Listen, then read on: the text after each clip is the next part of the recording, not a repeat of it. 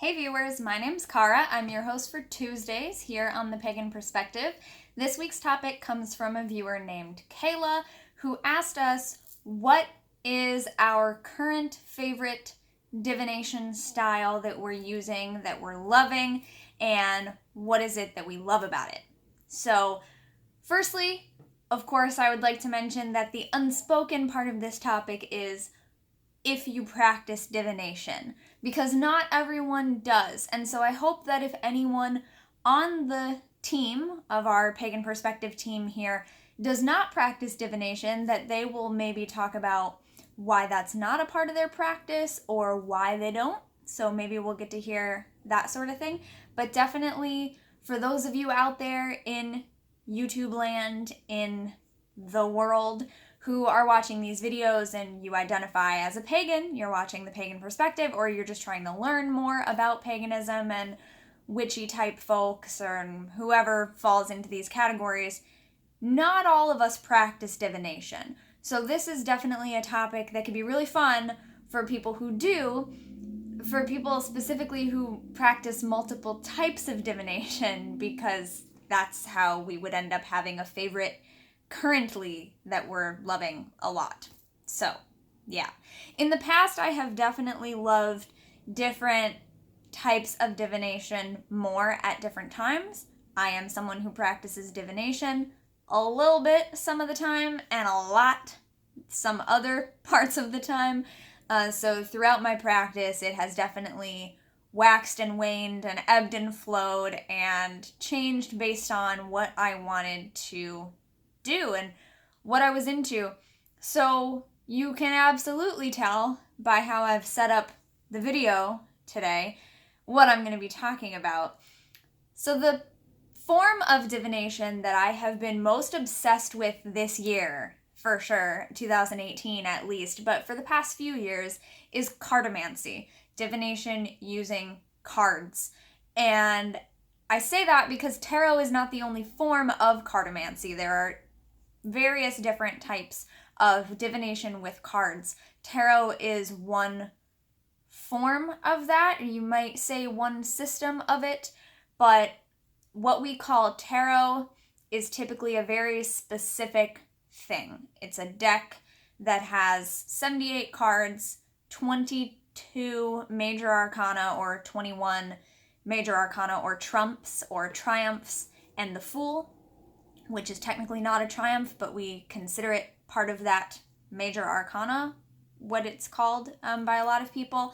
And then your rest of the deck is 4 suits, similar to what we see in playing card decks, but they can be different depending on the artistry, depending on the author and the illustrator of each deck. So traditionally, we're looking at something like swords, knives, blades, cups, vessels, wands or staves or rods, and coins, sometimes called pentacles, sometimes called discs. So those are kind of the 4 main ones that we think of when we think of tarot. But so here's why I love it, right? So I grew up with my mother, who does not identify as pagan or a witch. She is Christian. She identifies as a Christian spiritualist last time I checked with her, but it's been a while. And she was raised Catholic, as was I. But neither of us she does not solely identify with Catholicism anymore, so she kind of broadened out to Christianity, but she's definitely influenced by that. And I, of course, now identify as pagan and a witch. So, but I grew up with my mom being a tarot reader, which is not something that a lot of people get. And they're like, oh, she's Catholic, she's Christian, what? But, of course, if you do a lot of studying into the tarot history, not even a lot, if you do a little bit of studying into tarot history, there's a lot of very Christian symbolism in the tarot.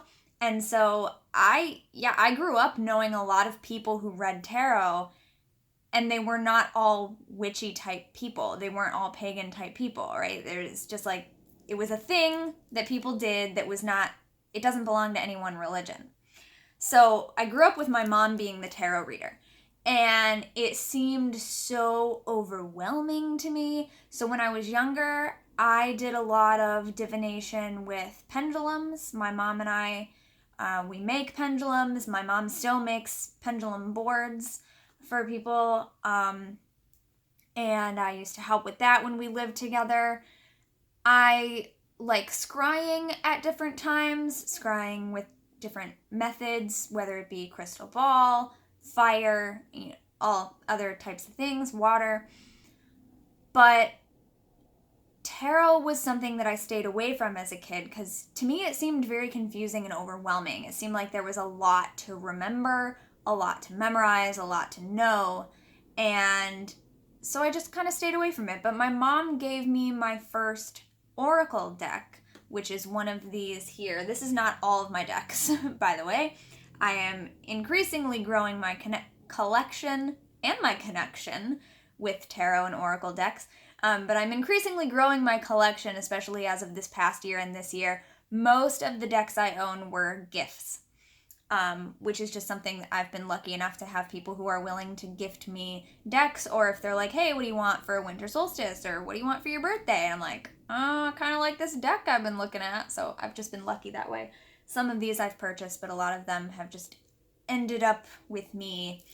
And so this one is the first oracle deck that my mom ever gave me. And I loved oracle decks because I felt like I didn't have to know the exact system of tarot, because I felt like so many people know tarot.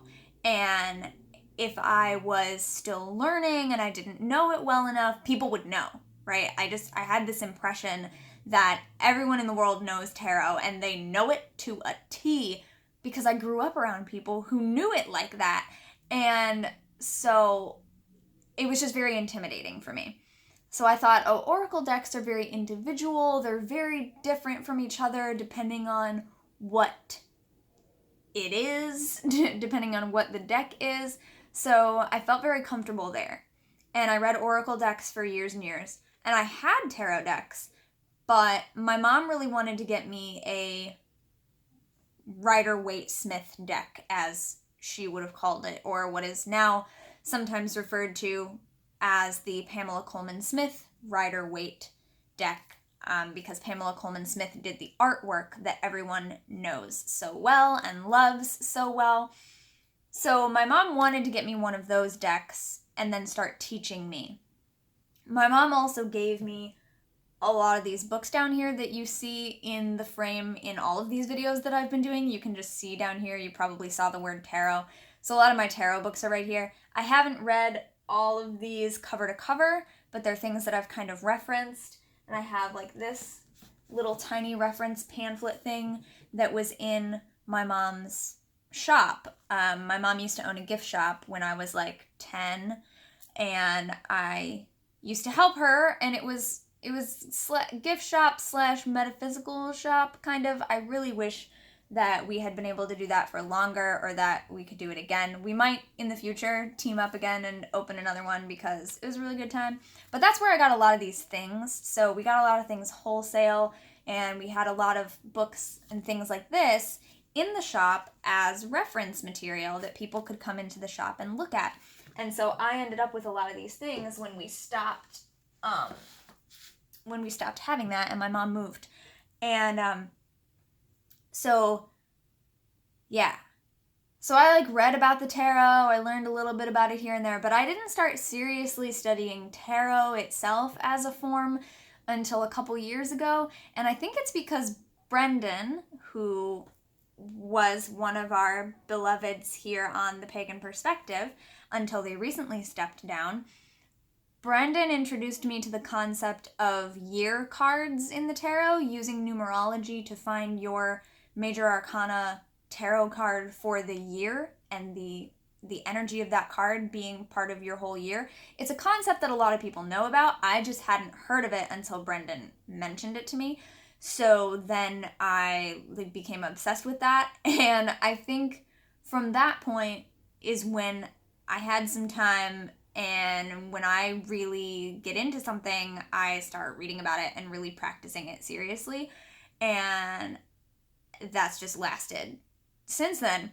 So it's been a couple years now, and my deck collection was not this big because I would not allow myself to purchase or ask people to get me any more decks because I knew I wasn't using them. So like I already had a couple tarot decks that my mom had given me and I wasn't using them. So I was like, no, I'm not going to get more of them if I'm not reading tarot, if I'm not learning it.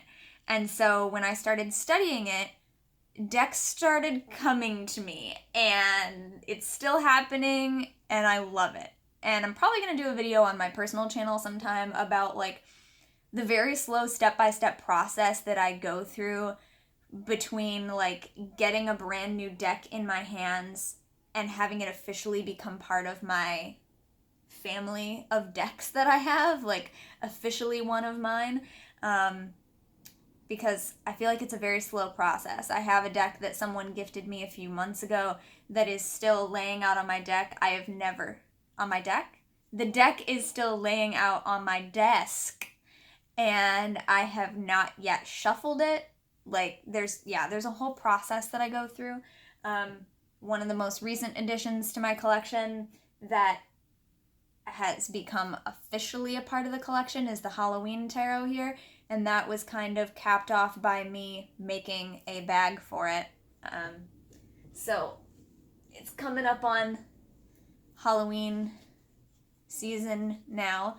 This is my bag for my Halloween tarot that I made for it. Hee hee, I love it. And once that was made, it was like, you are officially a member of the family. Halloween tarot, welcome. And that was last year. I love it.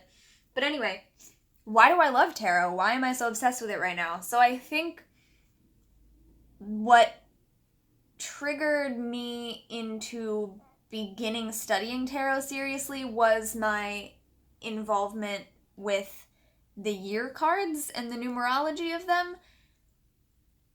But what I like about it, if I had to tell you, like, why do I read cards at all? Why did I start reading oracle cards a decade ago, and why am I now reading more and collecting more decks and more oracles and more tarot and more other types of cards? Why? I love that it's so different from deck to deck. I love that there are completely kitschy themed tarot decks for like everything. Like my partner really wants to find a Doctor Who tarot, if any of you know about one. I know that someone started doing art for one. I don't know if it exists, but like I love that there are tarot decks of everything. I think that's so cool because I like symbolism, and I consider symbolism and finding meaning in symbols one of my quote unquote special gifts. And so I love symbolism, and I love that when you pick up 3 different decks, the same card could say totally different things to the same reader. And then of course that the same card can say different things to 2 different readers, because it's also based on your own reading of the cards. Like, you are the person reading them, therefore it's going to be different from me versus you versus anyone else. And I like that. And I feel like I didn't get that concept when I was younger, and that's part of why I was so intimidated by it, was that I felt like I had to learn the meanings and I had to memorize them. And don't get me wrong, there's a lot of things about tarot and oracles and about my decks that I do memorize, but it's not rote memorization, right? It's not like, here's your spelling list, kids, now learn it and be able to say it back. It's learning it through working with it and through having the same stories and associations come up every time you see it. And I really like that. I really like working with symbolism, and I really like artwork in a lot of decks. So I like visual art, and so maybe that's a big reason why I like it, is that I like visual symbolism. as I say that, like, I don't know if there is non-visual symbolism, but I'll think about that another time. I don't want to take time getting off on that tangent right now, but I like art. I like looking at pretty art, and so if the art in a deck really speaks to me, then I love it. And sometimes the art doesn't speak to me, and so I could stare at a card forever and I could tell you what it means traditionally, quote unquote, because I can tell you what the number means and I can tell you what the suit generally means and the element that it goes with and, you know, what most people would say about it and blah, blah, blah. So, like, I could read anything that way. But there are some decks that just don't speak to me, that maybe the theme isn't right for me. So I like that depending on who you are and what you're into, there's definitely a tarot deck that will speak to you, whether you want to use it for divination purposes, for actually doing readings and casting spreads for yourself or for other people, or whether you want to use it as tools for meditation and just draw a card and have the artwork just speak to you. You know, there are a lot of decks now that are made for that purpose that are just art decks, and you can read them, like, as a reading, but they typically, some of them don't have words on them, there's no name, there's nothing telling you what that card is supposed to mean, so to speak. So there's cards for everything, and I like that, I guess. I like spending time with them. I like looking at the symbolism and the artwork. I like seeing something new every time I look at them. And I like that even decks that I've been using for years and years and years can have new things to say to me, because as life progresses, my experiences have changed. What I know about the world has changed and grown, and so the same thing, the same card, might say something completely different to me today than it did 10 years ago, or than it did 2 years ago. And depending on the situation, whether I'm reading for myself, or then if I'm reading for my partner, or I'm reading for a friend, or I'm reading for someone online who's purchasing a reading from me, the same thing can say different things to me. And so I like that. And I wish that I had understood that earlier, because then I would have started reading earlier and I wouldn't have felt so intimidated by the whole process.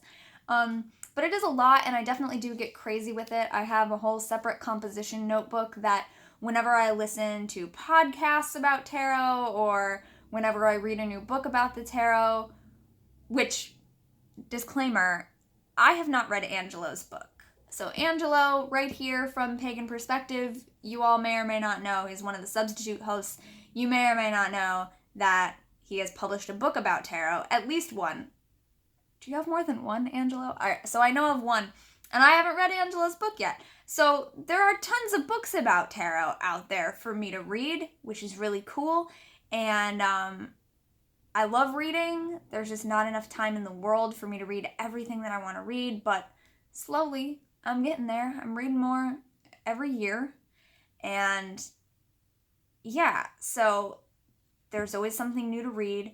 There's always something new in an article that I read online, whatever, or even just like one of my friends has an interesting observation about what a card said to them. And so I have a whole composition notebook where I write down notes about stuff like that, and I write down like charts from, you know, how to read the tarot books and stuff like that. So I have like my own miniature like grimoire just for my tarot and oracle study. So I get really crazy with it. I don't know how anyone else does it. It's just how I do it. And I really enjoy it. And I really enjoy, especially over the past year or so, I'm finding like interesting themed decks that I'm like, what? I didn't know they made a tarot deck for this. Like, there used to be a tarot deck at one of the local stores around here, one of the witchy shops, that was illustrated by one of my favorite artist's, Victoria Francis. It's the Favorites tarot. And I didn't get it at first because the last time I saw one in the store, I hadn't started studying tarot yet. So I was still in that phase where I was like, I'm not going to buy any decks until I actually start doing something with it.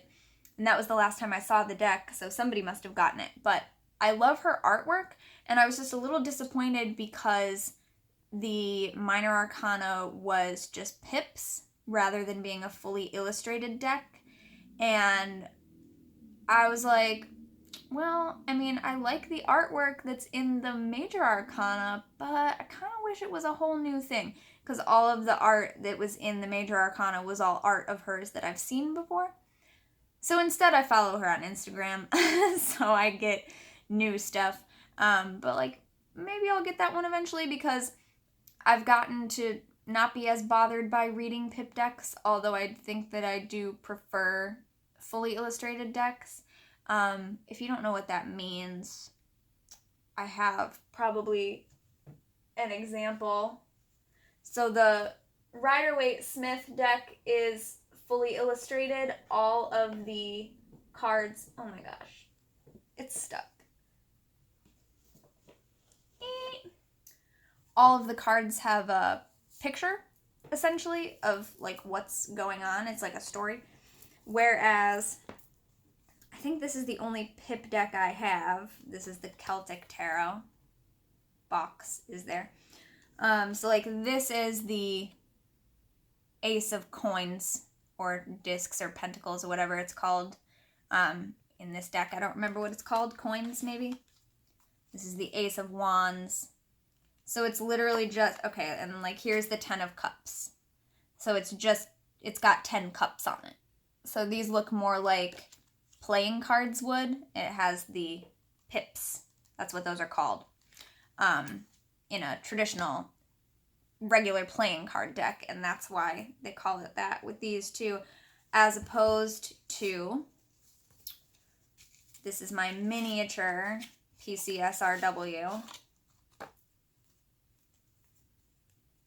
as opposed to, I'm trying to find one of the same ones, but like here's the 5 of Wands, so it actually has a picture of people using them rather than just 5 wands.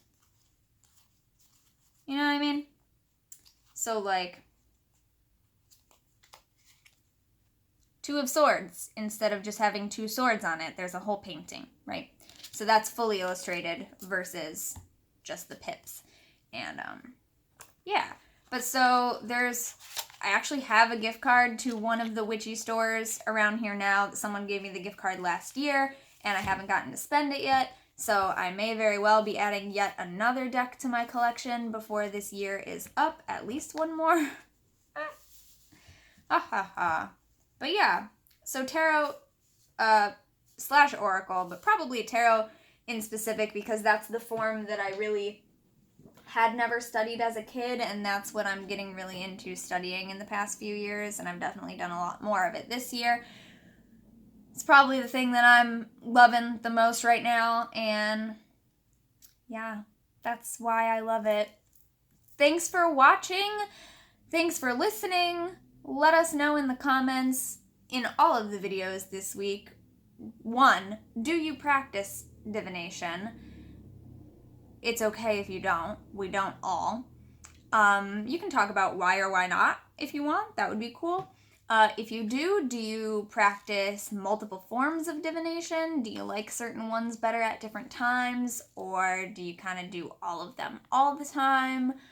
And what's your favorite form of divination that you're using lately? What is your current divination of choice? And why are you loving it? Thanks very much for watching. I will see you next week. Until then, don't forget to be awesome, blessed be, and goodbye.